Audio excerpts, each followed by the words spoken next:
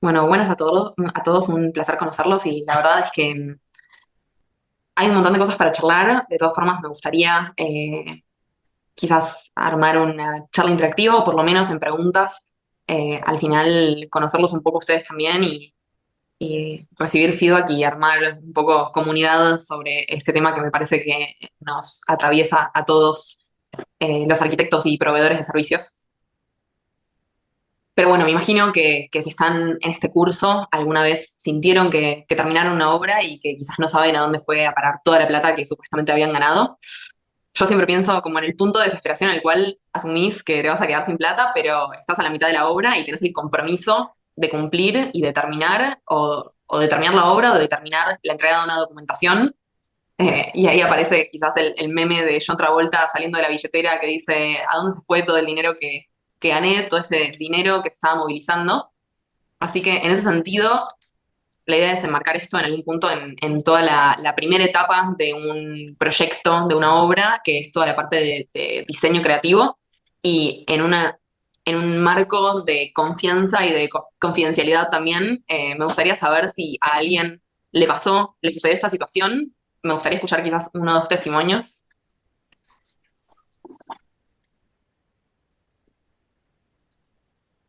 Dale, anímense. Podría, el que quiere o levanta la mano o abre el micrófono directamente. Buenas. A ver si se escucha ahí. Sí. Sí. Hola, Ah, bien. Joaquín. ¿Qué tal, Joaquín? ¿Qué tal? ¿Todo bien? No, a mí me ha pasado mucho, generalmente, sobre todo con el tema de el final de obra, que se termina extendiendo por ahí hasta eternamente, y sí, ya dejo de cobrar y si me siguen llamando y tengo que ir a ver todos los problemas que siguen apareciendo en la obra y cosas que también ni siquiera son problemas de obra, son más de uso de las cosas, ¿no? Total. Y qué crees? ¿Dónde crees que falla ahí? ¿Crees que habla de una mala No, planificación, que habla de demasiados cambios, de... y sí, mucho de no saber poner límites y no marcar bien el marco del trabajo. eh, Súper, sobre todo sobre el final van también pasando que hay cosas que por ahí no terminan de funcionar, entonces terminas haciendo cosas porque por ahí, no sé, entró agua o hubo una gotera, entonces de alguna manera querés compensar para que se queden contentos y se termina desvirtuando un poco la relación, ¿no? bueno, súper. Gracias, Joaquín. No. Bueno, esto que está contando él igual entiendo que nos sucedió a absolutamente todos. Creo que en las últimas clases de Reset, yo esta edición no estuve, pero sí estuve en la anterior, participé como alumna, y creo que después de haber escuchado a Fabián, a Dani de Buono, a Gaby Schwartz, mi propuesta de hoy es que hablemos sobre rentabilidad casi sin ver números y quizás conceptualizando un poco más el valor de una buena oferta de servicios en cómo trabajamos los arquitectos, en cómo nos organizamos y en cómo nos comunicamos. Pero bueno, primero de todo quizás contarles un poco de mí y de quién soy yo para estar diciendo todo esto más allá de la descendencia de Fabián. Nosotros con Santiago formamos un estudio que se llama Control S. Es un estudio que se dedica a optimizar el retorno de la inversión de desarrollos inmobiliarios, combinando todo lo que es diseño y estrategia. Con Santiago fundamos el estudio entre un millón de comillas hace algunos años, y digo en un millón de comillas porque en realidad empezamos a trabajar sobre un único proyecto con un único cliente, y eso obviamente nos hacía tener la desventaja de trabajar como independientes y la desventaja de trabajar en relación de dependencia, las dos cosas al mismo tiempo. Entonces, trabajar bien en ese proyecto nos hizo pasar a un mismo proyecto con un mismo cliente que era mucho más ambicioso y que nos permitió despegar el estudio, que eran, a ver, un edificio tremendo que nos involucramos de punta a punta en un edificio de 8.800 metros cuadrados y que nos permitió armar un primer equipo, equivocarnos mucho y salir al mercado. En 2023 la construcción cayó un 50% y obviamente nuestro único cliente también.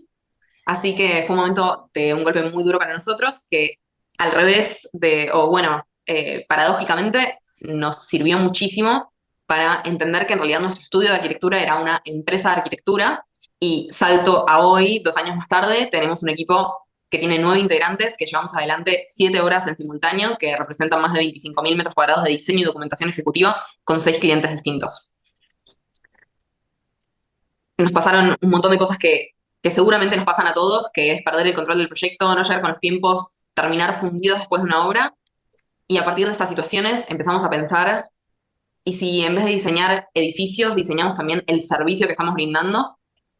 Así que en ese sentido, lo que les quiero compartir no es una fórmula mágica ni una receta universal, pero sí son decisiones concretas que transformaron la manera en la que trabajamos y sobre todo que sobrevivimos y vivimos como estudio de arquitectura, porque para poder optimizar los proyectos de nuestros clientes, lo primero que tuvimos que hacer es nosotros mismos ser extremadamente eficientes. Y esto implicó revisar con honestidad brutal cómo trabajamos, cómo nos comunicamos y cómo estructuramos el servicio que damos. Estos somos nosotros en el estudio de arquitectura.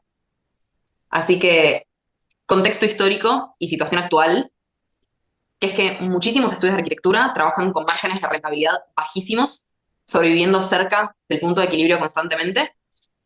Y es como si estuviéramos sufriendo una epidemia silenciosa, que es la epidemia de baja rentabilidad de los estudios de arquitectura. Y lo más grave es que nos acostumbramos a vivir así, como si esto fuera lo normal. Y de hecho, y seguro a muchos de ustedes también les sucede, y es que muchas veces los estudios recurren a hacer la obra para sacar de ahí la ganancia del servicio de proyecto, porque los costos del proyecto prácticamente termina pagándose a sí mismo o ni siquiera. Así que yo creo que parte del problema es que el rol del estudio de arquitectura se fue desdibujando con el tiempo. Lo que alguna vez fue el centro neurálgico de una obra, hoy a veces parece un trámite más. No sé, pensemos en el rol que ocupaba Gaudí en el modernismo catalán o Le Corbusier en Francia de entreguerras. Eran referentes, eran curadores, eran coordinadores, eran visionarios. Y hoy muchas veces los estudios de arquitectura terminamos siendo vistos como un mal necesario, como una firma, como un gasto literalmente. Y les voy a contar una anécdota, que es que hace un poco más de un año un desarrollador me dice sin filtro, ¿para qué voy a pagar honorarios de proyecto si el proyecto ya me lo hace un gestor municipal y con eso voy a construir? ¿Entienden lo roto que está todo? Y es que en algún punto, si lo miras de afuera, creo que tiene lógica, porque yo me imagino a este hombre habiendo trabajado con arquitectos que le cobraban el 10% del costo total de la obra y que hacían la dirección de obra e iban una vez por semana a caretear y que después pasan la documentación tarde o ocultan la documentación y no la entregan. Y creo que nos ganamos esta fama 100%, porque muchas veces los estudios no ponemos plata, no asumimos riesgos, muchas veces no hacemos ingresos municipales, no escuchamos a nuestros clientes y cómo vamos a defender nuestros márgenes si el servicio ni siquiera genera un valor percibido. Y esto, lejos de ser una sentencia, para mí es una invitación. eh, y es que hace un par de semanas, les cuento una anécdota, que es que estuve en una charla de CEREA, que es el club ejecutivo del Real Estate argentino, y vino Eduardo Espósito, que seguramente lo conocen porque seguramente vieron la ciudad empapelada de Espósito y asociados. Y es que esta empresa tiene hoy en día más de 1 millón de metros en ejecución hoy. Y cuando le preguntamos qué hacer para ser más rentables en la construcción con este paradigma, con este contexto económico, él dijo que los desarrolladores no le encuentran valor al arquitecto y esto genera un círculo vicioso donde se bajan los honorarios, entonces se presta un mal servicio, entonces no se toman decisiones clave y entonces se termina perdiendo mucha más plata de lo que se ahorran en el diseño. Y entonces el servicio, por consecuencia, no vale nada. Esto es como la rueda de un hámster. Y también habló muchísimo de la importancia en la etapa de preconstrucción, de la importancia de pensar bien antes de construir. Y esto lo quiero decir porque cuando nosotros le preguntamos cómo eficientizar proyectos, él podría haber respondido cualquier cosa. Él podría haber dicho, chicos, traigan materiales de China, pero no, habló de la importancia de la etapa de preconstrucción. Y ahí creo que nosotros sí podemos impactar, podemos transformar nuestra forma de trabajar y construir un sistema de servicio predecible que sea medible, que sea valioso y que no dependa de la inspiración del momento o de un cliente condescendiente, y podemos diseñar experiencias que no solo sean eficientes para nosotros, sino también sean memorables y realmente rentables para nuestros clientes. Entonces, el problema no es el cliente, sino que es la relación que muchas veces nosotros tenemos. La baja rentabilidad no es un tema financiero exclusivamente, sino que es un síntoma de un servicio que no está bien diseñado. Como diseñadoras de edificios tenemos que diseñar el servicio que vamos a brindar. Y es que si el mercado no le da valor a tu trabajo, a la carrera que estudiaste 6 años como mínimo, podés hacer dos cosas. 1, llorar y vivir alrededor del punto de equilibrio. O 2, diseñar un servicio que sí sea valorado por el mercado. Ahora bien, ¿por qué somos tan peligrosamente poco rentables los estudios de arquitectura? ¿Qué piensan?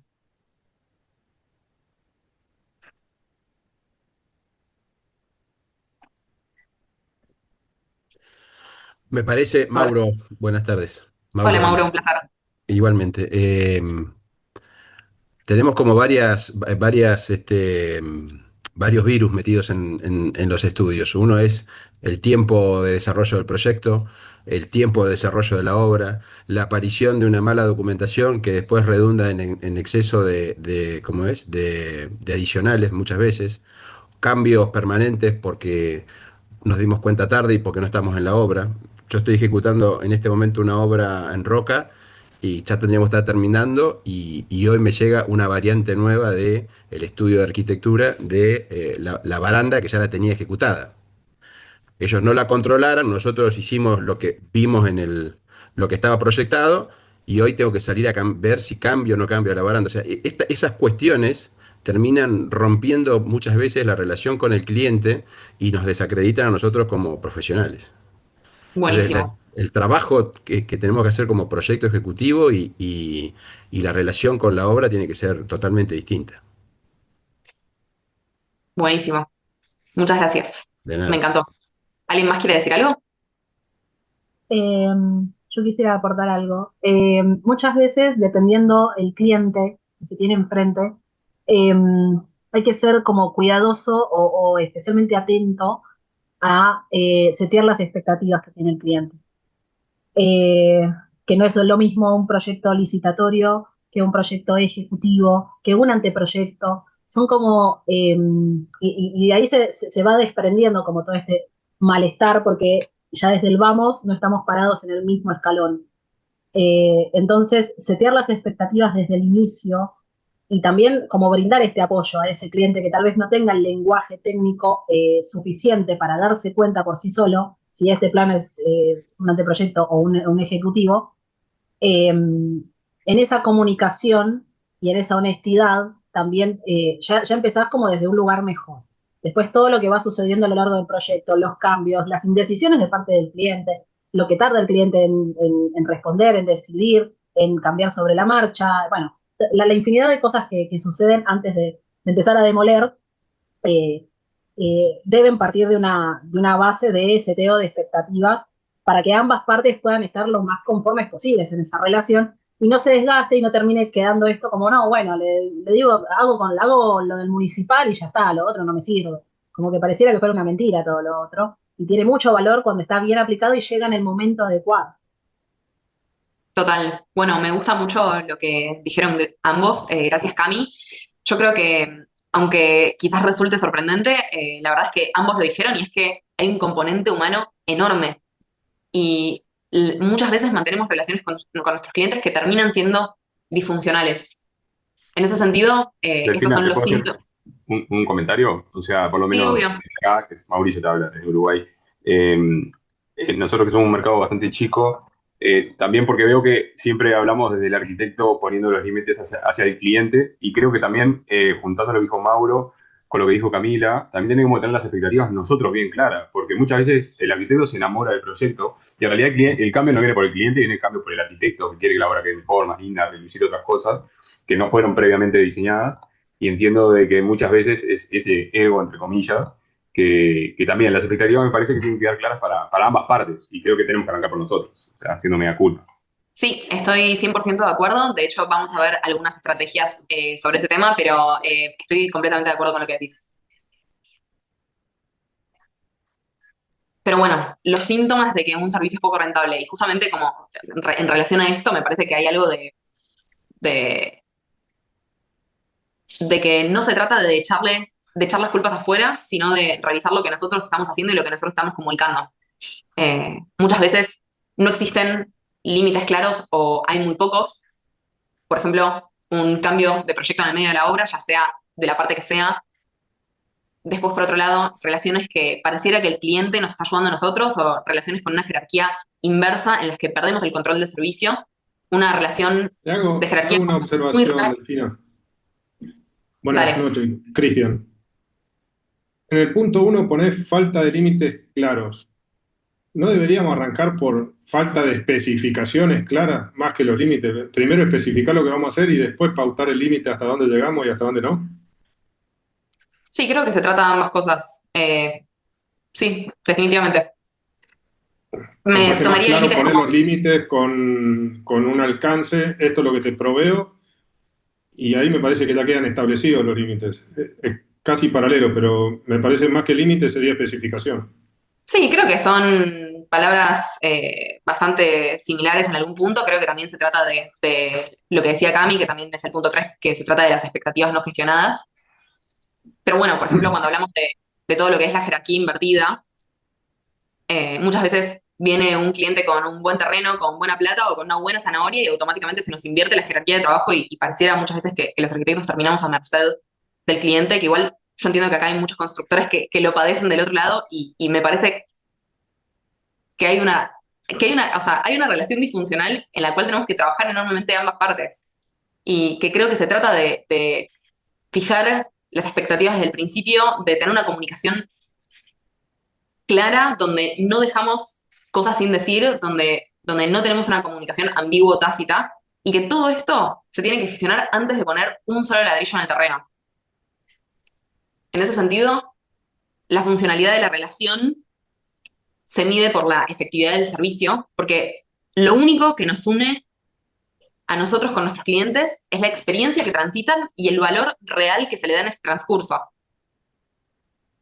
¿A qué voy con esto? Que es que el cliente deje de confiar en vos hace que la rentabilidad en un servicio se pierda. Entonces, entienden la importancia de tener un servicio bien diseñado que haga que la experiencia de transitar y de trabajar con una persona sea la adecuada. Obviamente estamos hablando de servicios que tienen un fuerte componente creativo en la cual los clientes participan activamente de la toma de decisiones. Por ejemplo, nosotros trabajamos con desarrolladores inmobiliarios y constructores y ellos son quienes definen el terreno, quienes definen el público objetivo, quienes definen el producto inmobiliario, las materialidades, la forma de construir. Pero si esta cancha de fútbol no se marca, entonces no hay reglas. Por ejemplo, si nosotros empezamos a diseñar sin tener en cuenta qué es lo que se va a vender y hacemos millones de cambios porque el cliente escuchó que se venden monoambientes, pero después escuchó que hay créditos para familias y ahora quiere cambiar las cocheras por el local comercial.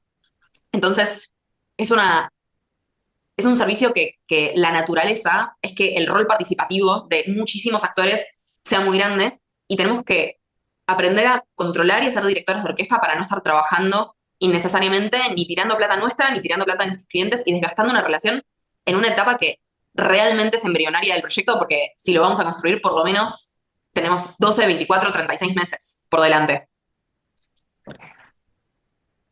Entonces, para ordenar estas relaciones no necesitamos más carisma, necesitamos un sistema.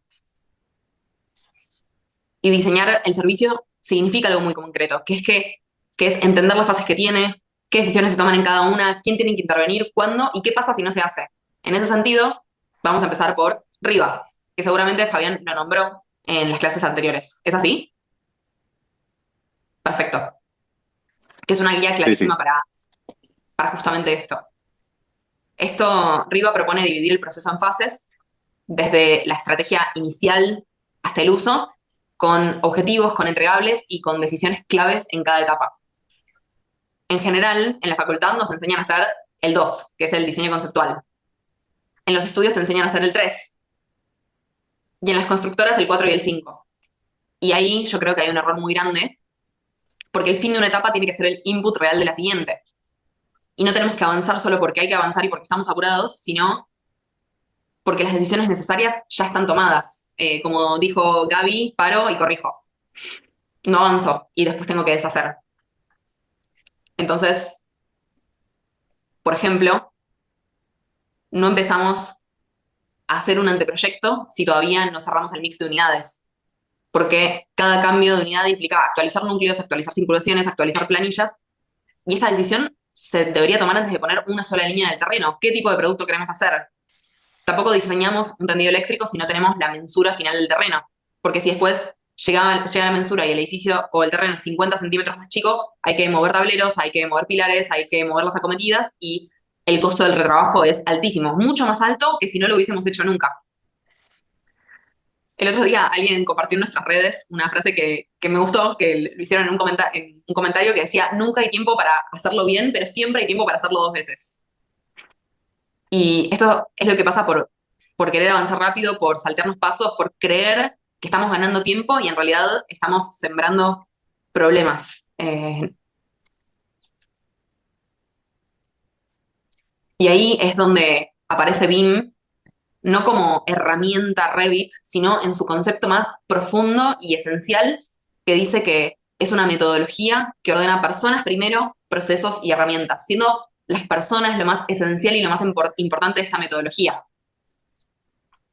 Porque si tenés el software, pero no hay acuerdos de trabajo, si cada asesor dibuja lo que quiere, si no se sabe quién corrige qué, si el cliente no está informado de los cambios, entonces tenés un modelo carísimo, pero no estás trabajando en BIM.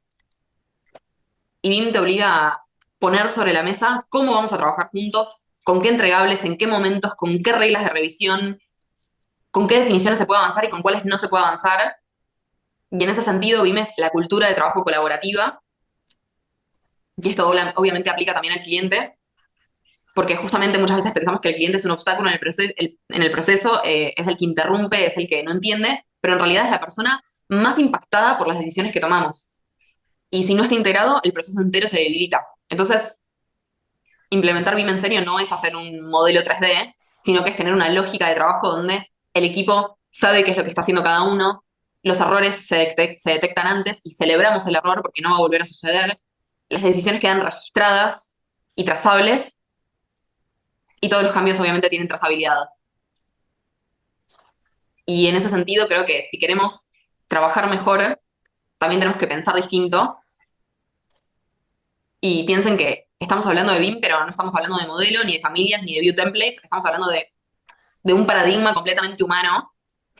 Eh, y después, por otro lado, otra cosa que a nosotros también nos marcó enormemente en el estudio, y es que hay una charla TED de Adam Grant, que es un psicólogo organizacional que estudia los originales, que son estas personas que generan ideas nuevas y que las llevan a la acción. Y yo cuando escuché este término de los originales dije, yo obviamente me muero por ser original. Y habla justamente de que los originales son las personas que más fallan, porque también son las que más lo intentan, y que se necesita una gran cantidad de malas ideas para tener unas pocas buenas. Ahí Matt Damon dice, no me juzgues por mis malas ideas, solo por las buenas. Tiremos todas las malas ideas y descartémoslas rápido. Y también hablaba de que los originales no son para nada personas hiperorganizadas que resuelven todo al principio, sino que están en un sweet spot de procrastinar un poco y dejar que las ideas respiren y que en este espacio se logran hacer conexiones que otras personas no ven.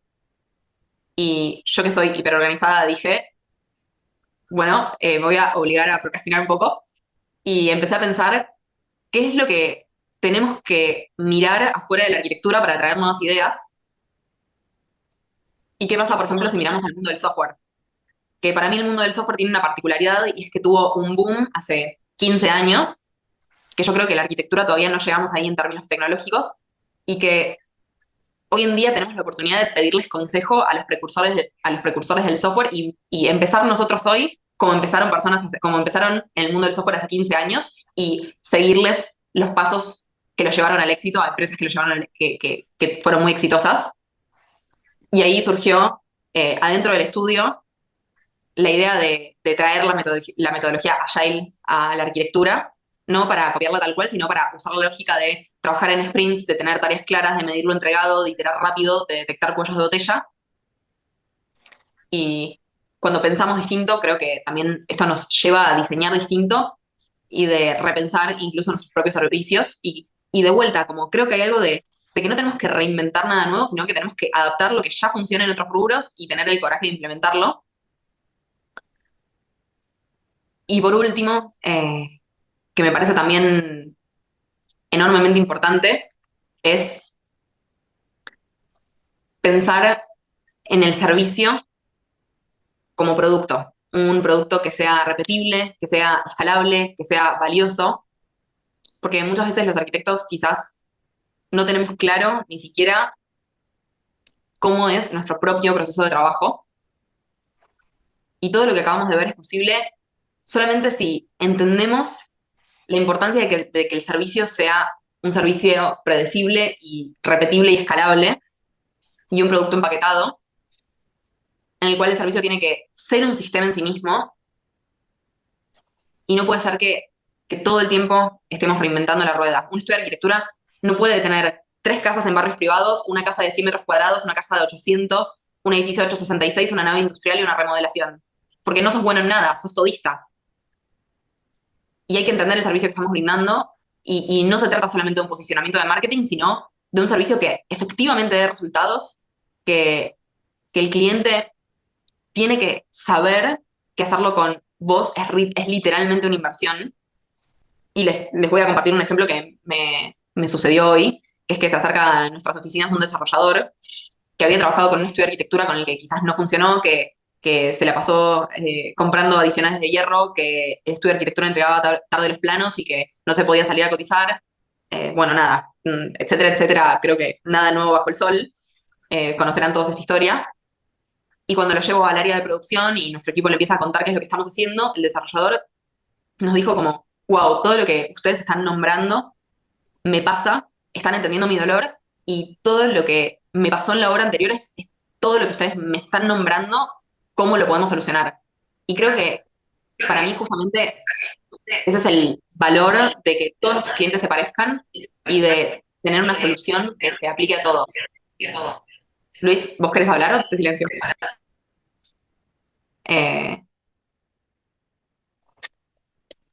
Había unos micrófonos abiertos, pero ya los cerré. Súper. Pero bueno, me parece que es un servicio que uno puede ir mejorando paso a paso los resultados para que cada vez y con cada entrega el servicio que brinda uno sea mejor. Sentarnos cuando entregamos una obra y decir, che, ¿qué hicimos mal? ¿Qué hicimos bien? ¿Qué vamos a repetir? ¿Dónde queda escrito? Y creo que la creatividad empieza a pasar por otro lado, empieza por ponerse súper minucioso con cada servicio y buscar que para cada cliente lo que brindamos sea mejor. Aplicando nuevas herramientas, mejorando la capacidad de resolución, ocupándose de nuevos problemas detectados en cada servicio y mejorándolos cada vez con nuevos clientes, ¿no? Porque en ese sentido, nosotros podemos trabajar con todo el mundo e impactar muy poco, o trabajar con un avatar de persona o con una tipología específica e intentar y buscar impactar enormemente. Y ahora sí me gustaría mostrarles quizás brevemente algunas cuestiones que venimos haciendo, no para nada por ser autorreferencial, sino con la esperanza de humildemente compartirles algo que nosotros venimos haciendo y que nos vino sirviendo y que quizás lo puedan aplicar ustedes también. Esta que ven acá es la línea de tiempo y las fases del servicio y los objetivos de cada una de las fases, que voy a mostrarles acá, que esto que yo lo incrusté en esta presentación, lo fuimos como desmembrando enormemente y con cada servicio le restamos o le sumamos cosas y empezamos a medir dentro de una línea de trabajo del servicio completo, desde que llega un terreno vacío hasta que nosotros entregamos la documentación ejecutiva y damos el soporte de obra, cuáles son las cosas que tienen que suceder. Entonces, por cada fase hay una subfase y hay una línea de tiempo de cada una de estas fases donde vamos definiendo qué es lo que tenemos que hacer nosotros, qué es lo que tiene que hacer el cliente, cuál es el objetivo de la fase, quién es el responsable, cuál es el alcance y cuáles son los entregables, cuáles son las herramientas que tenemos que usar, cuál es la métrica de éxito. Por ejemplo, la métrica de éxito es el CSAT, que es el Customer Satisfaction, es el cuánto el cliente se tiene que esforzar aparte de nosotros para conseguir los mismos objetivos, es el porcentaje de entregables que tenemos en fecha, cuáles son los puntos de contacto que en general tenemos con nuestros clientes. Hay un kickoff técnico, hay reuniones de coordinación semanales, hay correos y looms de recapitulación, hay checklist, hay una bitácora. ¿Cuáles son las victorias intermedias? Las victorias intermedias son cuando un servicio se hace muy largo, cuáles son las reuniones claves que les vas a dar a los clientes para que no se les haga tan largo el proceso, para sentir que están ganando a las 3 semanas de empezar, a los 2 meses de empezar, a los 6 meses de empezar, cuando todavía no terminaste o estás en el medio del barro, e igual el cliente se pone ansioso y vos tenés que salir como a decir, che, igual venimos muy bien, miren esto, miren la cantidad de plata que ahorramos, miren cómo viene esta documentación. miren cómo estamos resolviendo estas situaciones, cómo sabemos que la fase cerró, cuáles son los actores que se involucran. Y súper importante, por ejemplo, en la fecha 29 del 05 del 25, qué fue lo que no funcionó y cómo lo vamos, y cuáles son las soluciones concretas para que esto funcione. Entonces, por ejemplo, un cliente que demora en tomar definiciones técnicas, porque quizás no entiende el impacto de las decisiones, porque quizás tiene inseguridad o le falta contexto técnico, porque quizás no visualiza la urgencia de tomar esa decisión en ese momento, porque hay una mala gestión interna de su lado. Entonces, quizás la solución es mejorar el contrato, es mejorar el manual del cliente, es comunicar de manera más clara cómo impacta esta decisión en el cronograma y en los costos a largo plazo, es sugerir una cláusula adicional por demora en definiciones clave. Un asesor que entrega tarde. Bueno, eso nos sucedió en varios servicios y dijimos, bueno, de ahora en más, la verdad es que preferimos pasar nuestro presupuesto con nuestros asesores de confianza y saber que ellos van a entregar a tiempo, porque al final, por no involucrar a los asesores en nuestro propio presupuesto y no asumirlo, terminamos a merced de asesores que quizás demoran 3 meses en pasar un proyecto sanitario. Asesores que entregan fuera de protocolo, misma situación. Confusión de roles y responsabilidades. Entonces, empezar a traquear por cada parte del servicio, el proyecto, el startup, todo el diseño detallado, la documentación quirúrgica, el soporte de obra, empezar a traquear todas estas cosas hace que el próximo servicio, cuando venga un nuevo cliente, estas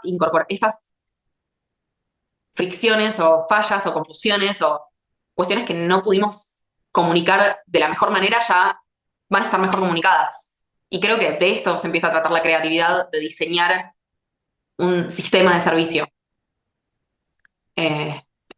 Entonces,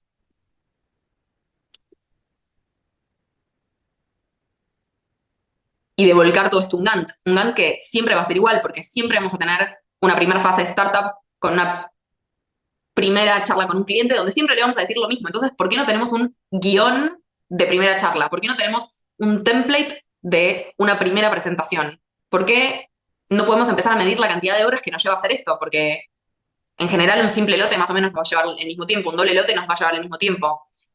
Entonces, empezar a traquear todas estas cosas y realmente ponernos minuciosos.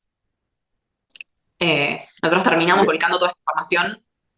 Les juro que está así de loca como ustedes la ven, pero son esa esencia y no hacen un grafiquito para mostrar en una presentación, sino que, a ver, están así de locos y, a ver, está bueno este tipo de locura, ¿no?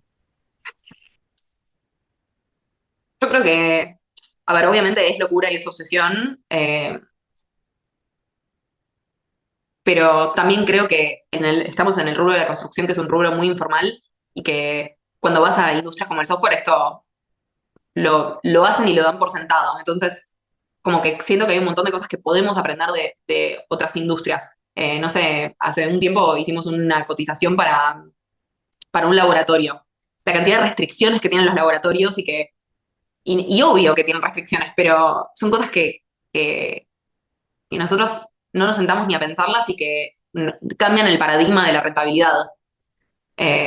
Nosotros, esto que están viendo acá es ClickUp, que es un software de project management, donde empezamos a traquear los sprints y armar, por ejemplo, cuándo se tiene que entregar una tarea, cuántas horas nos lleva esta tarea, cuáles son las dependencias de esta tarea, los documentos enlazados, si hay prioridades, quién lo va a ejecutar, quién es el responsable. Y sobre esto también, a ver, desde la sinceridad nos vivimos, o sea, todo el tiempo nos confundimos y nos equivocamos y implementamos, por ejemplo, doy un ejemplo de un error que tuvimos y que lo estamos como solucionando. Nosotros veníamos trabajando con la metodología Agile, que la metodología Agile propone trabajar muy en equipo. Entonces, para avanzar más rápido con los proyectos, estábamos trabajando en sprints de 2 semanas, que todo el equipo trabajaba en un solo proyecto. Entonces, la idea es 2 semanas en un proyecto, 2 semanas en otro proyecto, 2 semanas en otro proyecto, pero los avances eran realmente sustanciales. Ahora, lo que sucedió, por ejemplo, con los sprints fue que antes de eso teníamos un líder de proyecto que era el responsable de que se llegara a la entrega, Y eso se perdió un poco con la metodología Agile. Entonces, no había, en algún punto, como era el equipo, no había quien culpar o no había quien se responsabilizara por una entrega fuera de tiempo.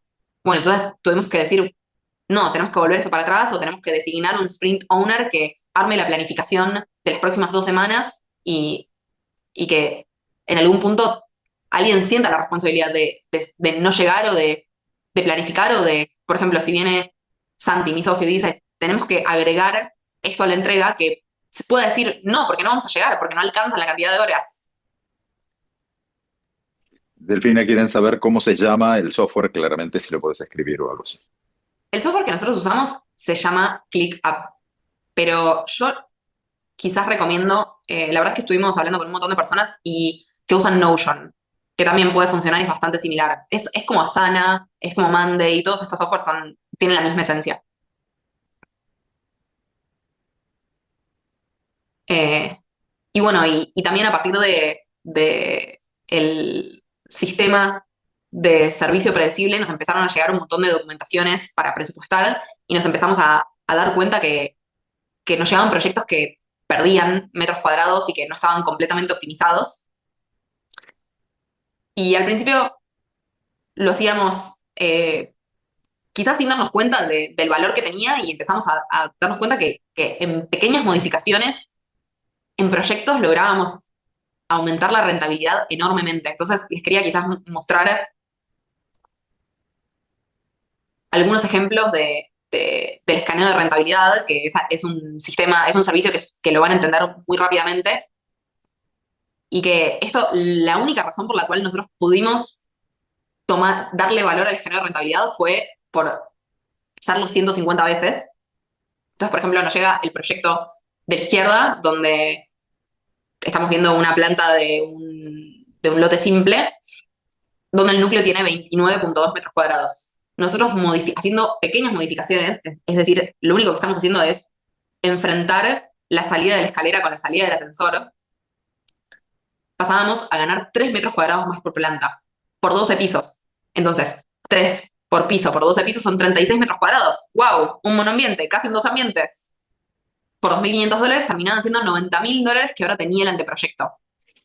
Que eran metros que antes se construían y no se vendían, que les pagaban otros metros cuadrados y ahora se construyen y se venden.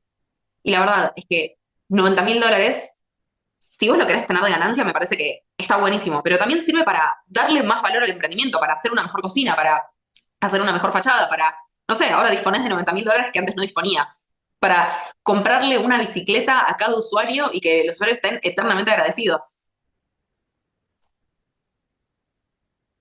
O por ejemplo este proyecto, que le encontramos 49 metros cuadrados por planta por una circulación que estaba completamente sobredimensionada, por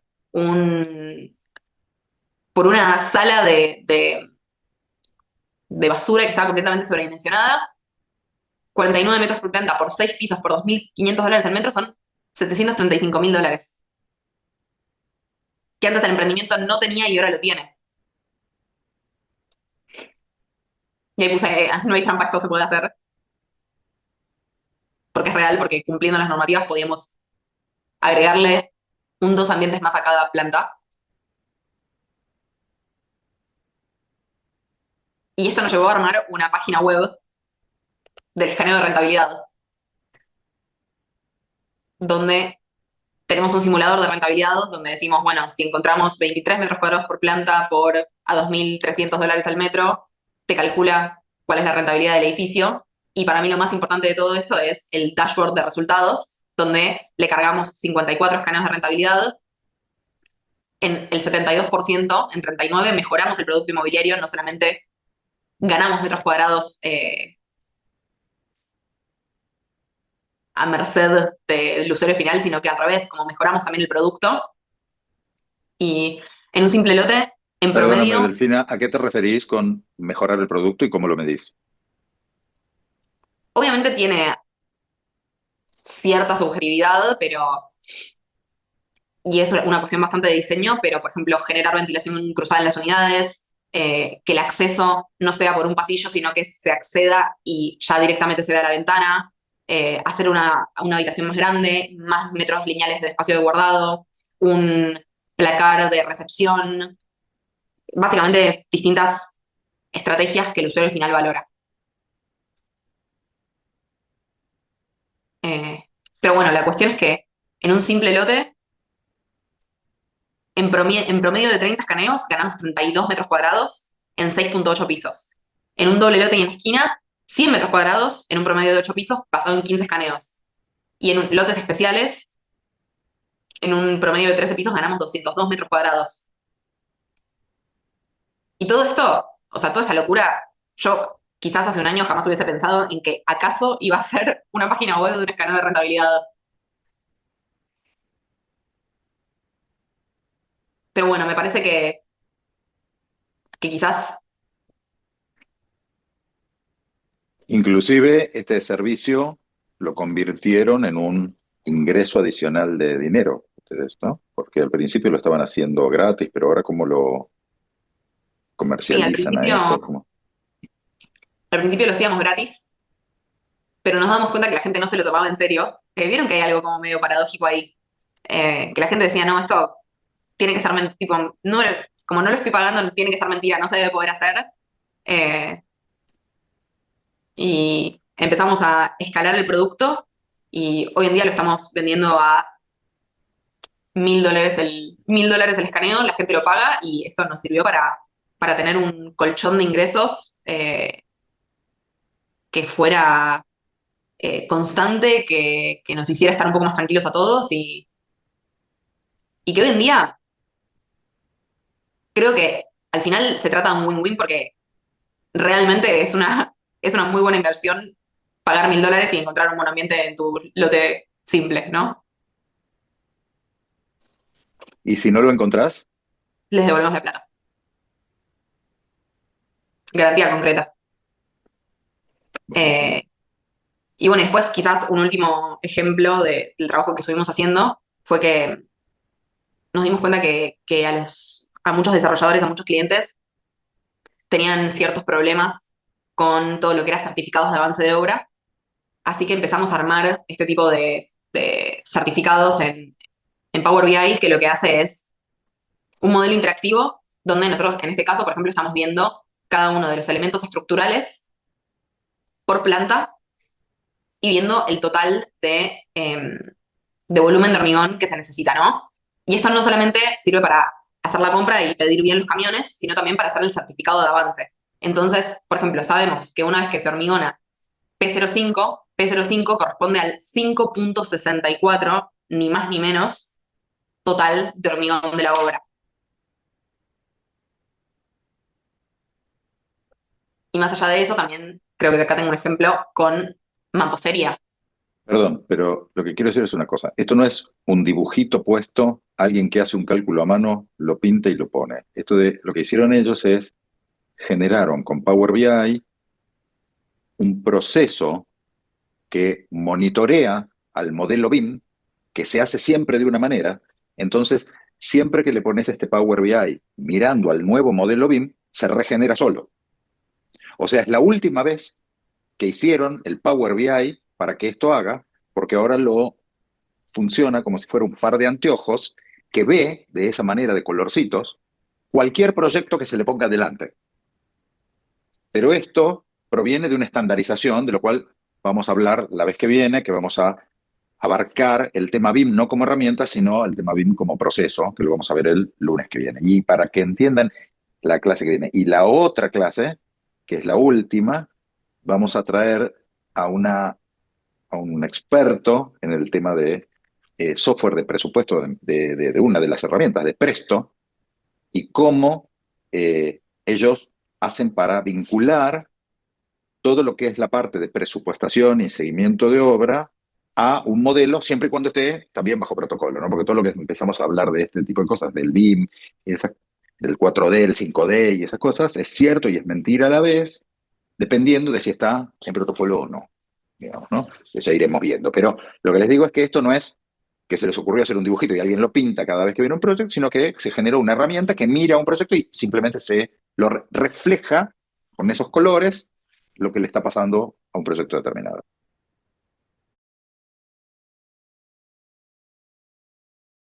Súper. Pero bueno, creo esto, y repito, creo que esto nunca lo hubiésemos podido hacer si nosotros nos dedicáramos a hacer una remodelación, una nave industrial, un proyecto de viviendas, eh, una documentación ejecutiva y 10 prefactibilidades. Como que hay algo de impactar dentro de un nicho de mercado enormemente, ¿no? Entonces, quizás para cerrar la charla, ahora sí, esto es lo último y abrimos espacio para charlar un rato, es que creo que un servicio sea rentable no solamente indica que vos ganes más plata, sino que significa que las cosas salieron bien y que los clientes están contentos. Y creo que se trata de pensar en el otro, de buscar una mentalidad win-win, de generar una dinámica en la que no estamos constantemente persiguiéndonos unos a otros y viendo quién cada quien, sino de buscar sinergizar y que muchas veces parece obvio lo que estoy diciendo, pero muchas veces no lo es. Y creo que como último estamos en un momento de la optimización y de la cantidad de data que hay en la cual ser un buen arquitecto no alcanza. Y creo que nuestra intención era compartirle todas estas cosas que estuvimos viendo y que a nosotros nos sirvieron para ordenar nuestro estudio y ganar tiempo y cobrar mejor y que entonces quizás vale la pena compartirlo para ojalá inspirar a alguno de ustedes y que puedan hacerlo también. Y una pregunta, Delfina, en este proceso, yo ya lo sé, pero posiblemente ellos no, eh, ustedes transitaron por distintos tipos de disciplinas y asesores, ¿está bien? Que fueron ayudándolos a converger a esto que están empezando a hacer y a definir. Me refiero básicamente que también en el medio de todo esto, el cuello de botella originalmente no estaba en la producción, sino que el cuello de botella estaba en la venta, ¿está bien? De producto. Eh, y como vimos con lo de Gaby, había que actuar sobre la... Y entonces empezaron por ahí, entonces empezaron a generar venta, pero el empezar a generar venta hace colapsar otra área como el área de producción y tenerla, y después cuando sacas el problema de la producción, ese cuello de botella pasa a otro lado, lo cual te hace permanentemente estar en caos y empezar a ver, pero en este mirar distintas cosas, cómo fue el camino ese y quiénes los ayudaron a salir de esos quilombos que tenían originalmente, ¿no? Eso que fueron detectando. Uf, qué pregunta, qué pregunta compleja. Em, ¿Decís quiénes nos fueron ayudando a nivel asesorías o...? A ver, lo que te digo no es como, a ver, yo sé, a ver, ahora te voy a decir qué es lo que me gustaría que cuentes. De repente empezaron a trabajar con esta chica española que los empezó a hacer. Después aparece un Martín que los ayuda a conceptualizar productos. Después aparece, bueno, en algún momento aparecimos nosotros para ayudar también a ver cómo nosotros veíamos los procesos BIM en todo esto. Pero ustedes no se quedaron en ninguna de esas cosas, sino que lo que fueron haciendo es tomando lo mejor de todo y conformando un producto, digamos, ¿no? Un producto que, a ver, que hoy ni... A ver, que hoy ustedes, con la juventud que tienen, son muchísimo mejores que cualquiera de nosotros para ese producto complejo, digamos, ¿no? Que cualquiera de Sí, los yo componentes que fueron consultando. creo que hay algo de, por lo menos cómo nosotros entendemos o lo que queremos hacer en el estudio de arquitectura. Esto es algo como súper personal, pero es que nosotros no trabajamos por como el sueldo del mes que viene, sino que trabajamos por cómo queremos impactar en los próximos 10 años. Entonces entendemos que todo el tiempo tenemos que... Y que no hay mejor rentabilidad que invertir en educación e invertir en conocimiento. Entonces, nosotros quizás eh, viendo como los distintos mentores que fuimos teniendo en el tiempo, obviamente empezamos con todo el equipo de Miller, que como nosotros comenzamos compartiendo oficinas con ellos, la verdad es que tuvimos un privilegio enorme por sobre un montón de otras empresas, porque pudimos tenerlo al mismísimo Héctor Miller de mentor, y a Edu, obviamente, que nos acompañaron muchísimo en todo lo que es la implementación de protocolos, metodologías. Nosotros no teníamos equipo, pero ya teníamos protocolos escritos. Y para mí eso tiene un valor enorme. Y después de eso, cuando ya teníamos la producción medianamente resuelta, empezamos a trabajar con el equipo de Caterina de la Portilla, que es de Líderes para la Arquitectura, quizás les apareció en publicidad en Instagram. Es una española que habla de cómo hacer que tu estudio de arquitectura sea rentable.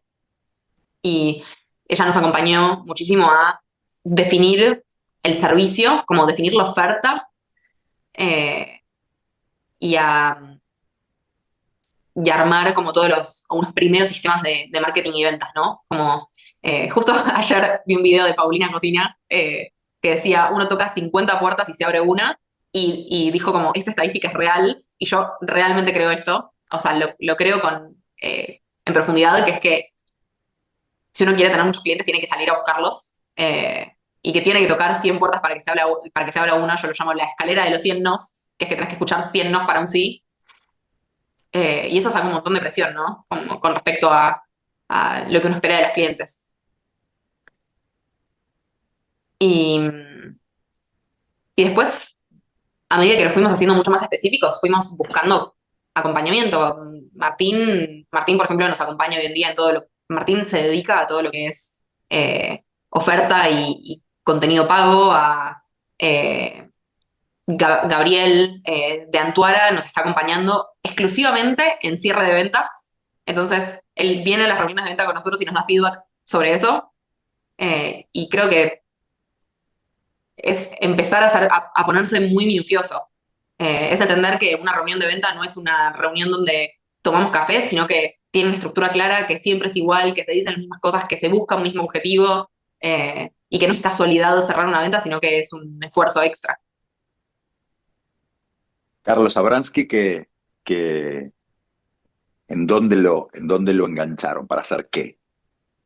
Y Carlos también nos acompañó quizás en etapas más embrionarias de Control S, y Carlos siempre desde su mirada como desarrollador, entonces diciendo qué es lo que él necesitaba y nosotros ayudándolo, o no ayudándolo porque no trabajamos juntos, sino que él nos ayudó a nosotros a seguir puliendo la oferta y entender qué era lo que querían nuestros clientes.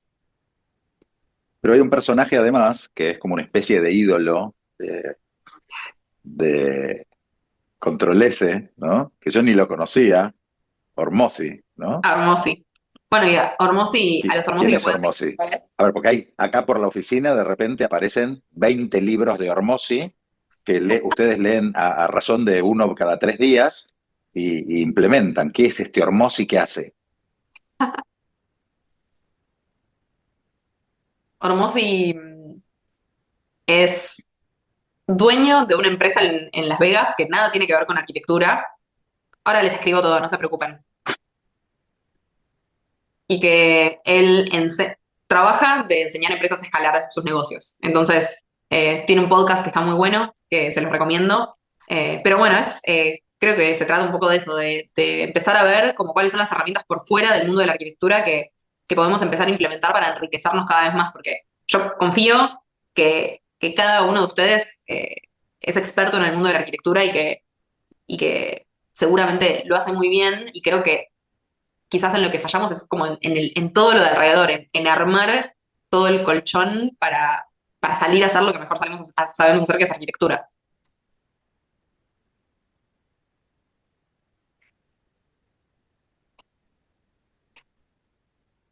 Bueno, ahora quizás sí los escucho al resto.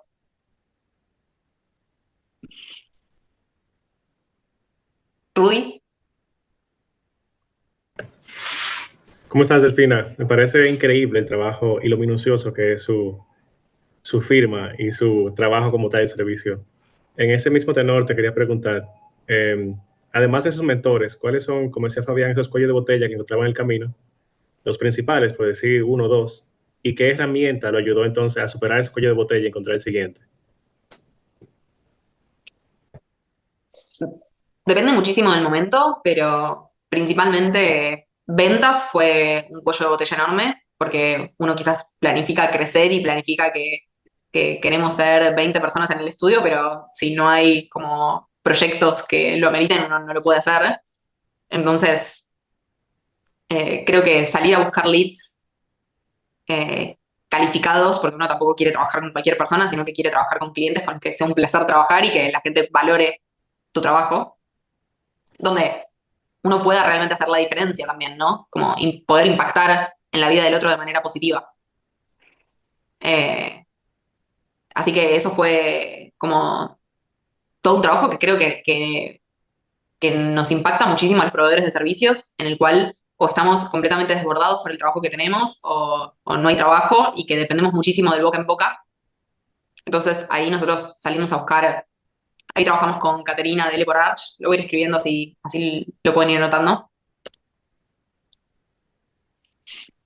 Trabajamos con Caterina de Le por Arch, que ya nos acompañó. Todo eso lo van a encontrar en Instagram o todos tienen página web. Que nos acompañó en el armado de conseguir clientes. Eso fue un cuello de botella enorme.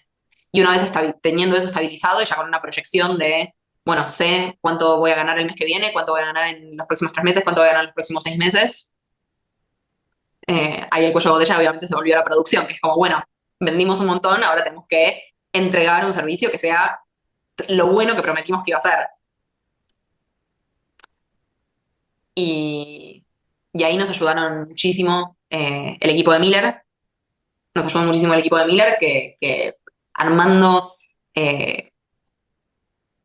tomando todas las herramientas buenas de trabajar en Beambox y de trabajar bajo protocolo para poder hacer documentaciones súper rápidas. Y bueno, creo que eso, básicamente.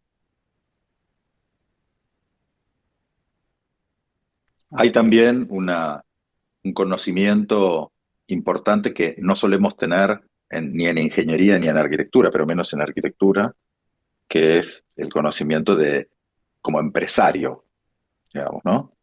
Y otra cosa que yo siempre vi es que en general los arquitectos e ingenieros vamos a tener que manejar mucha gente y no sabemos manejar gente. Eh, entonces, la cosa empresaria y la cosa de recursos humanos son dos cuellos de botella importantes más en conocimiento, digamos, ¿no? Que también tenemos que empezar a ver, ser un gran arquitecto no se va a llegar haciendo el máster del máster del máster del máster de arquitectura, o el calculista que hace el cálculo del cálculo, el segundo orden, tercer orden, cuarto orden, quinto, no es eso, sino una cosa mucho más ecléctica que viene de, vamos a ser más interesantes si somos arquitectos y además empresarios y además médicos y además, no sé, como una forma de trabajo o un tipo de conocimiento mm, que amplía y no que se concentra tanto. Sí, más interdisciplinario. Claro, ustedes tuvieron que saber de marketing, pero dentro de marketing de redes de ventas, dentro de ventas de clientes, ¿no? De procesos de BIM, porque ahora en producción, de Lean, digamos, porque en producción ahora había que empezar a entender qué era esto de parar, arreglar y seguir, digamos, ¿no? Esto muy difícil y muy contraintuitivo. Y lo cierto es que la gente que funciona bien pasa por esos procesos. Y los que hacen lo contrario no andan. Sí, Cristian.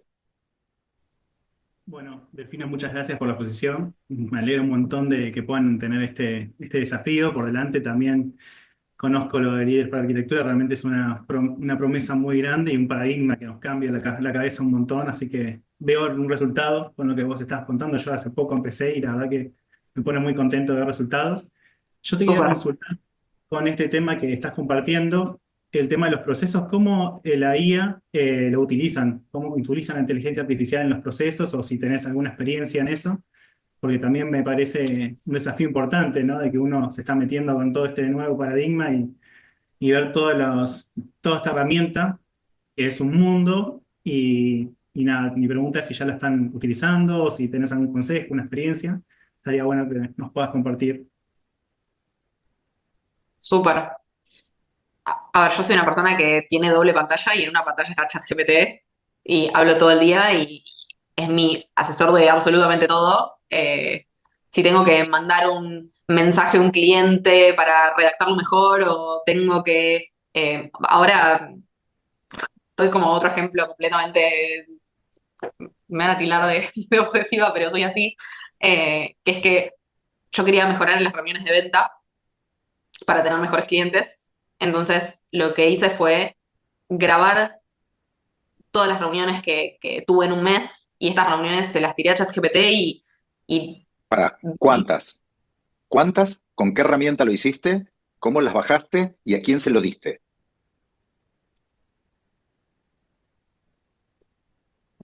en ese momento no me acuerdo, habré tenido 10 15 pero nosotros estamos hablando de en los últimos 2 meses más de 75 reuniones de venta con clientes distintos. O sea, una agenda completamente llena de todas las tardes tener 4 reuniones de venta, por lo menos para conocer distintas personas.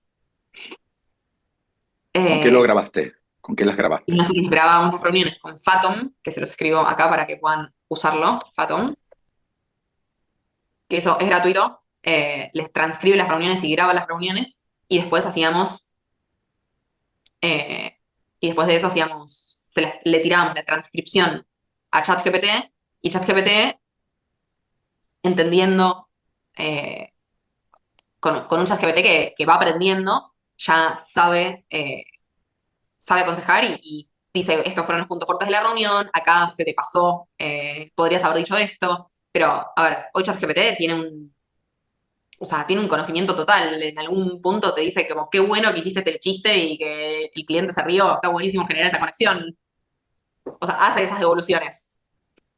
Eh, bueno, eso a mí me parece fundamental. Ese trabajo, la verdad, que estuvo buenísimo. Y después, Pero con de ahí respecto, sacaste un guión, ¿no? De ahí sacaste un de ahí, nuevo guión de obviamente, fuimos. ventas que lo volviste a poner a funcionar y volviste a sacar conclusiones. Claro, exactamente lo que está diciendo Fabián. Es como la iteración y las 1000 repeticiones y poder sacar conclusiones de las repeticiones y que no sean tan pocas como para no poder sacar conclusiones, pero que no sean demasiadas como para estar estancado en un proceso. Hay un trabajo como muy quirúrgico de llevar adelante eso. Y después con respecto a todo lo que es inteligencia artificial, nosotros lo fomentamos, de hecho no estamos para nada negados. O sea, obviamente buscamos que el lema del estudio de arquitectura sea la innovación. En cuanto a softwares de arquitectura y de anteproyecto, todavía no estamos encontrando algo que esté a la altura. Nosotros hoy en día los renders los hacemos mejor por afuera, el anteproyecto lo hacemos mejor por afuera. Eh, la documentación, a ver, puede haber algún plugin que acelere poner cotas y tags en Revit, pero hoy en día todavía no está del todo desarrollado. Bien, muchas gracias, Delfina. A vos.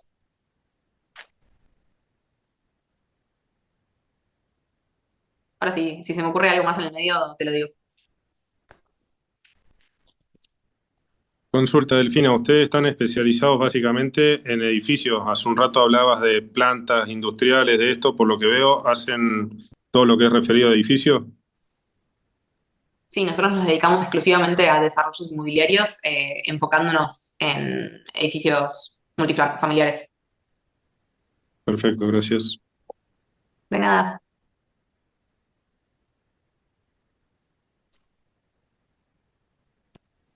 Delfina, Mauro de vuelta. Hola, Me Mauro. interesa conocer un poco el proceso de todo esto, más allá de lo que fuiste contando. Me imagino que en la relación del equipo hay, como toda relación humana, tenés altos y bajos, tenés situaciones que no te terminan de convencer. Este tema de lo que decía Fabián, del manejo de los recursos humanos, que es tan complejo por ahí en esta actividad. El hecho de que tenemos por ahí una cuestión hoy en las organizaciones de mucho recambio de personal. ¿Cómo fueron manejando todo ese proceso para poder consolidar un equipo que hoy les pueda dar respuesta y que estén todos enfocados dentro del valor que quieren poner como empresa, ¿no? Creo que la parte de recursos humanos es la más difícil de todas, y es en la que nosotros más nos enfocamos.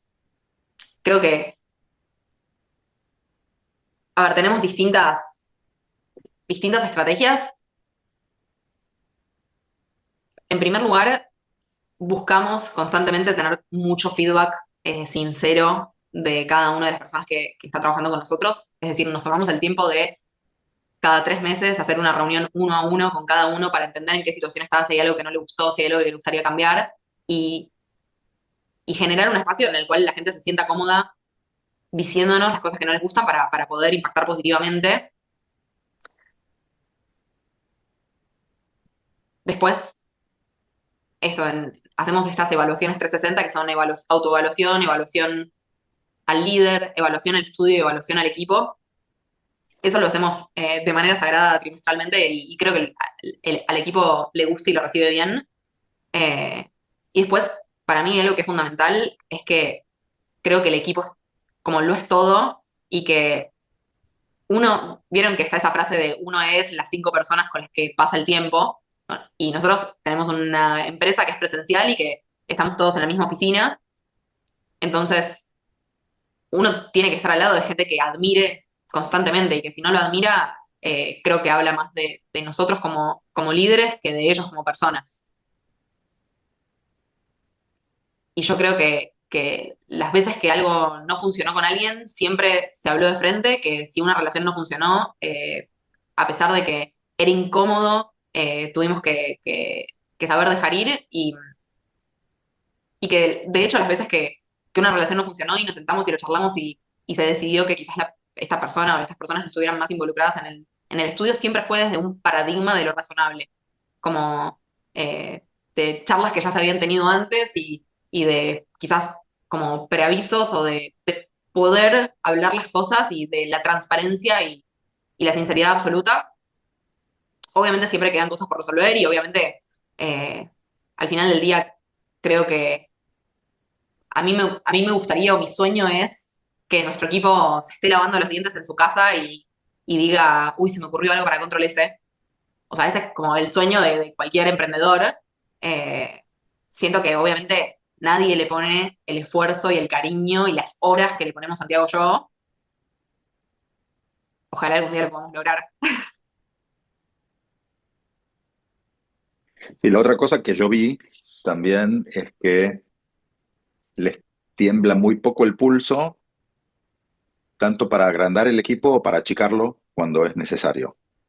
Digamos, es como que em, rápidamente todo el tiempo evalúan el tamaño del equipo y el perfil de la gente, porque los vi cambiar muchas veces. Necesitamos gente menos calificada y le enseñamos más calificada y no sé, a ver, como que se han hecho pruebas y fueron llegando o están llegando a distintas conclusiones, que no es o genios, sino que para este tipo de cosas funciona mejor así, para este tipo de cosas funciona más de la otra manera.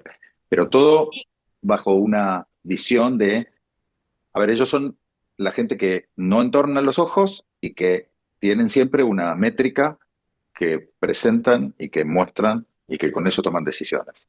Y la verdad es Sí, que no, como la responsabilidad por ejemplo, la responsabilidad de sumar a alguien al equipo, no solamente por si trabaja bien o mal, sino por si va a ser un fit cultural para el resto de las personas del equipo. Como eso también es algo que hay que medir y que me parece muy delicado y muy importante.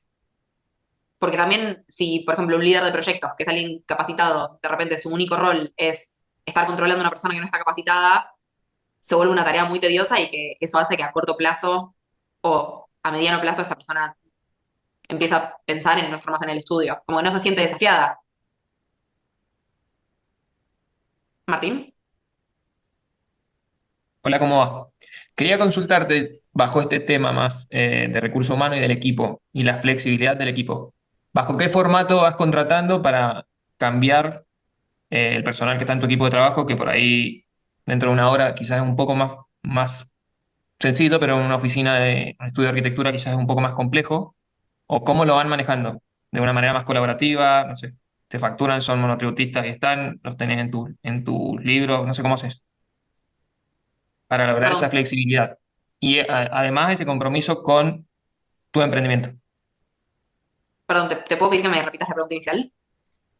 ¿Bajo qué formato vas contratando a la gente que va trabajando con vos? O sea, si hay contratación, si hay una colaboración, ¿cómo son los acuerdos, digamos, que te han funcionado mejor para lograr este fluir del laburo?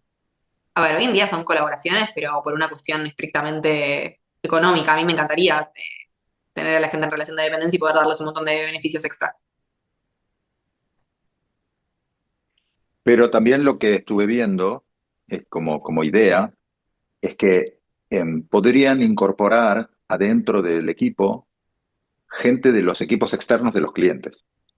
¿Está bien? Imagínate que un cliente tiene un equipo de arquitectos que, bueno, en la etapa de desarrollo, ¿no quiere venirse alguien de tu oficina a trabajar acá dentro de nuestra oficina para que esto fluya mejor y hacer un ensamble de equipos de trabajo? ¿Mm? Sí, a pensar de manera Entonces, colaborativa. está bueno eso porque también, de alguna manera, los clientes van aprendiendo cómo se hace algo y, bueno, y eventualmente después podrían hacerlo eh, ellos solos, digamos, ¿no? Pero ¿cómo hacer para ir entrenando? O porque mire, muchos estudios de arquitectura dicen, bueno, yo quiero pasar de tener esto que es así chiquito a tener una cosa más grande. Al principio se subcontrata, bueno, pero se subcontrata y se le pone a alguien para que de alguna manera vaya aprendiendo y después poder ir incorporando. De cualquier manera, esto no es no impacta tanto porque el trabajo en la arquitectura, viste, es como muy sinusoidal, ¿no? A veces tenés picos de trabajo, que soy. ¿Cómo te dimensionás vos como empresa? ¿Control S o el cliente? Si te dimensionás para la meseta, te perdés los picos. Y si te dimensionás para los picos, tenés un montón de agujeros de gente trabajando, de gente que está ociosa. Entonces, ¿qué se hace? Lo que se hace es, te dimensionás para una meseta y los picos los subcontratás. Pero esta parte que vos subcontratás, lo que sería bueno es subcontratar a alguien que tenga la misma onda que vos. Que el tipo que te lo hace, cuando alguien te lo hace de afuera, vos ni siquiera te des cuenta si fue hecho afuera o fue hecho adentro, porque tiene la misma génesis. Esta es la forma Total, más bueno, como linda, ¿no? Edu de Feo habla del buffet de arquitectos en ese sentido, Sí, es del bufete de arquitectos, sí, sí.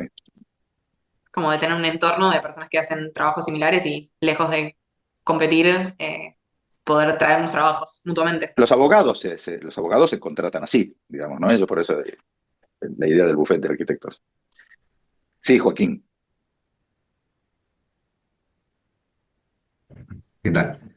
No, yo quería preguntar en relación a, o sea, no sé si hacen en Capital, todo lo que es la gestión en la municipalidad y si encontraran un sistema para poder, o sea, hacerlo un poco más ágil y cómo lidiar con toda esa burocracia y impedimentos que siempre traen. Me encantaría decirte que sí, pero estamos como todo el resto de la gente y eh, creo que aprendimos que nosotros ni siquiera trabajamos todo en capital, porque trabajamos algunas cosas en capital, otras cosas en provincia, en Bariloche, en San Juan, en Santa Fe. Entonces, tenemos proyectos en toda la Argentina que hace que sea incluso más difícil, porque al final creo que hay algo de la municipalidad que es ir a poner la cara y caerle bien a la persona que está en mostrador. eh, y siempre hay que hacerlo de la mano de alguien local. Pero sí, ¿sabes? Algún día avísame. Avísanos a todos. Ignacio. Buenas, ¿cómo están? Hola, Delphi. Yo quería hacer una consulta, ya que tienen un servicio tan estandarizado, ¿cómo hacen para cobrar ese servicio, digamos? Si lo cobran por cada 1000 metros cuadrados, cobran honorarios, ¿cómo le encontraron la vuelta a eso? Es un monto fijo, siempre. A ver, dependiendo de los metros cuadrados, es por rango, ¿no? O sea, entre 1000 y 2000 metros cuadrados, en general es un edificio, es un lote simple. A mí, si son, en algún punto, si son 4 o 5 pisos o si son 11 pisos, me da lo mismo, porque en general hay mucha tipología. Lo mismo con doble lote, lo mismo con especial. O sea, tenemos un servicio small, otro medium, otro large y otro extra large, que depende un poco de los metros cuadrados. Pero además dentro de cada uno, sectorizado como RIVA. Claro, exactamente. Cada uno, entonces tenemos una primera etapa de diseño conceptual, una segunda etapa de diseño detallado, una tercera etapa de documentación quirúrgica o documentación ejecutiva. Pero sí, de hecho el otro día, por un trabajo que nada que ver, pasamos algo del porcentaje de obra y no sabíamos bien cómo cobrarlo. Como que fue tipo, bueno, tengo que esperar a que me pasen el presupuesto para saber cuánto voy a ganar. No tiene sentido.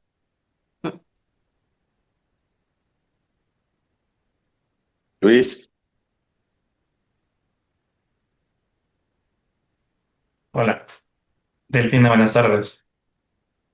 Quería hacerte una consulta. A nosotros me gustaría saber cómo manejan esto de la implementación de protocolos cuando contratan personas por proyecto, porque en nuestro caso hemos implementado protocolos con base a la formación de Miller, pero al momento que tenemos que hacer crecer el equipo porque tenemos picos de trabajo y, por ejemplo, quiero contratar un modelador o alguien que esté o sea, que trabaje bajo este protocolo, muchas veces no conocen estos términos, nunca han trabajado bajo un protocolo formal y nos cuesta mucho trabajo estar alineando y muchas veces terminamos corrigiendo el trabajo de las personas que hemos subcontratado, porque no sé si es un tema que a nivel país, ya acá donde soy yo en El Salvador, tal vez no se maneja todavía el software con este nivel de, digamos, de implementación, o también es un tema no sé, de formación en la carrera acá en mi región, ¿verdad? No sé ustedes cómo se han topado con este problema y cómo lo han manejado. Entiendo tu situación. Yo creo que no se trata de un país en particular, creo que Argentina también es así, de hecho. Y quizás hay un montón de personas que tienen una maestría en BIM y que no trabajan bajo protocolo, lo cual es bastante paradójico. Eh, Creo que, a ver, nosotros cuando lo sumamos, en general, aunque sean freelancers, tienen que venir presencial en la oficina y en general no son personas que estén a cargo de un proyecto, sino que participan adentro de un proyecto, entonces el equipo es quien los acompaña a protocolizar ciertas tomas de decisiones. Ok, imagino hay que los una, roles en los que se van sumando son estos roles pequeños que como siempre llevan un coordinador encima, pues lo puedes identificar a tiempo para que no te contamine el resto del proyecto. Claro. O por ejemplo, ahora en vos sabés particular, que, perdón, ahora en no, particular no, estamos trabajando. Uy, perdón, nos estamos superponiendo. Habla vos. no, te decía que una de las cosas que nos pasó es que Control S nos hizo repensar algunas cosas en cuanto a al tema BIM particularmente, ¿no? Porque nosotros enseñábamos a la gente a empezar por BIM Modeler, BIM Coordinator y BIM Manager, digamos, ¿no? Como una cosa. Y ellos nos dimos cuenta que empezaban a tomar gente y no le hacían hacer BIM Modeler, los metían directamente en BIM Coordinator, ¿está bien? ¿Por qué? Porque BIM Piste Coordinator te pone bajo protocolo rápido. Te enseña las 5 cosas que necesitas: losa, viga, base, columna, muro, cota, ventana y puerta, digamos. Y con eso, el primer día estás bajo protocolo. Y después, y nos dimos cuenta que esto era bastante parecido a cómo se estudia idioma. Antes a mi viejo, o a mí cuando era chico, nos decían, estudiate este diccionario y este libro de gramática y después vení y hablemos. Y por eso nadie hablaba inglés. Después se dieron cuenta que había que aprender un poco de palabras, un poco de gramática y hablar mañana del aeropuerto. Y un poco de palabra, un poco de gramática y un pasado del hotel. Y así, y desde el primer día empezar a hablar. Y eso lo empezaba a cumplir, empezar por BIM Coordinator. Y cuando empezamos a medir las métricas de satisfacción al cliente, de cuánto tiempo tardaban en ponerse a producir más rápido, qué sé yo, esto cambió muchísimo y nos hizo cambiar la forma en la cual nosotros hoy, a todo el mundo, si vos te fijas en todas las... tratá de ir a BIM Coordinator lo antes posible. O sea, si te sentís muy incómodo, anda un poquito a BIM Modeler, pero hacete 3 o 4 capítulos. Y en cuanto salís de ahí, te metes en BIM Coordinator y seguís para adelante. Bueno, y esto fue una cosa que nos dimos cuenta de, pero porque empezamos a observar a ellos qué es lo que estaban haciendo, y lo teníamos acá. ¿Entendés? Total. Y Y, bueno, y nada, ahora, y cambió. no, y ahora que lo decís de esa manera y ahora que yo lo pienso, yo creo que nosotros también tenemos como la particularidad que es que no es que estamos implementando BIM, sino que es algo que se da por sentado. Entonces, que si vos estás en un camino de estar implementando y estás medio trastabillando o estás en el camino, necesitas rodearte de gente que esté como muy comprometida con la causa, porque si no es muy difícil y siempre te van a poner trabas, porque siempre termina siendo más fácil, por lo menos al principio, los primeros 6 meses, hacerlo en AutoCAD. Entonces, en ese sentido, por ejemplo, justo hoy estábamos hablando que Juan, que es uno de los chicos que trabaja con nosotros, que es líder de proyectos, nosotros el día que lo contratamos no sabía nada y en 30 días tuvo una operación de nariz y se hizo todo el curso de BIM Coordinator y todo el curso de MEP y empezó a trabajar con nosotros un mes después, estando certificado. Entonces, yo creo que hay algo de dependiendo del cargo que tenga, es importante que esté como alineado, sí, que esté como más alineado.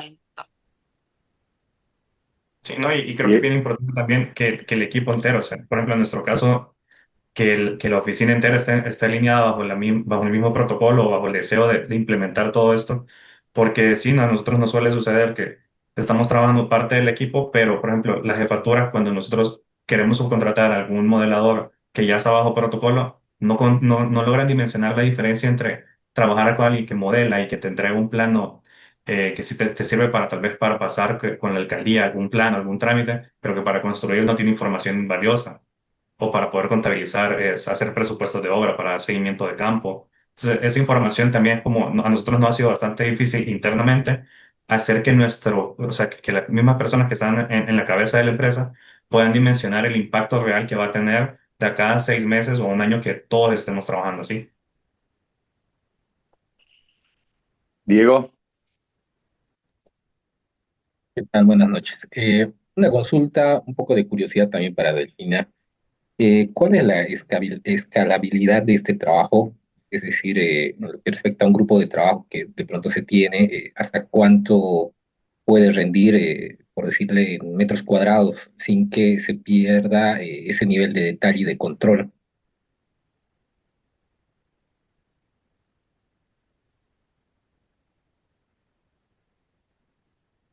estás muteado. Perdón, estaba silenciada. Nuestra intención es que sea escalable, o sea, creo que nuestro sueño en algún punto es, eh, no digo ya, ni digo en 10 años, ni digo nada, pero creo que en algún punto el sueño de Control S sería que nosotros podamos vender la empresa algún día.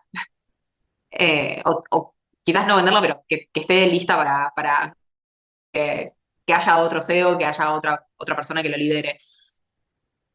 Obviamente las personas tienen una cierta capacidad operativa porque tienen que tener contexto del edificio, tienen que poder tomar decisiones, tienen que estar encima, tienen que poder tener reuniones con los clientes. De vuelta vuelvo un poco a la charla de la importancia de la capacidad humana y de que si estas personas pueden resolver así un proyecto, de todas formas tienen que estar involucradas emocionalmente con los equipos y que para nosotros eso es fundamental para poder dar el mejor servicio posible. O sea, creo que el servicio se trata de terminar de trabajar y también ir a tomar una birra todos juntos. Eh, Así que en ese sentido la toma de decisiones en algún punto se delega. Hay proyectos que Santiago y yo estamos más involucrados y hay proyectos que se llevan adelante solos con los líderes de proyectos. No sé si eso responde a tu pregunta. Sí, sí, sí, más, bueno, parcialmente, digamos, yo me refería a que un grupo de trabajo que de pronto tenga todas estas tareas bajo los términos que ustedes manejan, hasta qué metraje, por así decirlo, de una construcción pueden cubrir sin sin llegar a perder, digamos, el detalle, ¿no? Que ustedes persiguen con la tecnología. Siento que es una pregunta medio difícil porque depende de muchísimas variables. No te la podría Seguramente. responder. Ujú. A ver, hoy en día estamos con 7 proyectos en simultáneo, pero quizás hay algún proyecto que, que tiene menos energía puesta porque falta alguna definición de, no sé, estructural por la cual no podemos avanzar, entonces mientras tanto vamos avanzando con los otros. Calidad de detalle no pierde nunca porque creo que es la base del servicio. O sea, nosotros tenemos que entregar mejores documentaciones que la media. Eh, Así que eso creo que antes de perder detalle sumaríamos más equipo. Vale, está bien. Y a ver, una Delfina, cosa que se puede pensar es el tema de eh, de franquiciar, ¿no? Eh, una franquicia es como si fuera una escuelita de algo. Cuando vos tenés un bicho exitoso, lo documentás, eh, y después de documentarlo, su historia, su parte contable, sus manuales, sus procesos y todo, de alguna manera empezás a caminar hacia una franquicia. El negocio de la franquicia, si quieren después por ahí la clase que viene lo hablamos, pero no es el que uno cree que, che, tenemos una franquicia y me llegan cosas no solamente mías, sino de los demás. El negocio de la franquicia es un negocio distinto a ese. Pero lo que te dejo la palabra, esa franquicia, porque me parece que es lo que habla como de células que pueden ir clonándose, y que puede funcionar por ahí.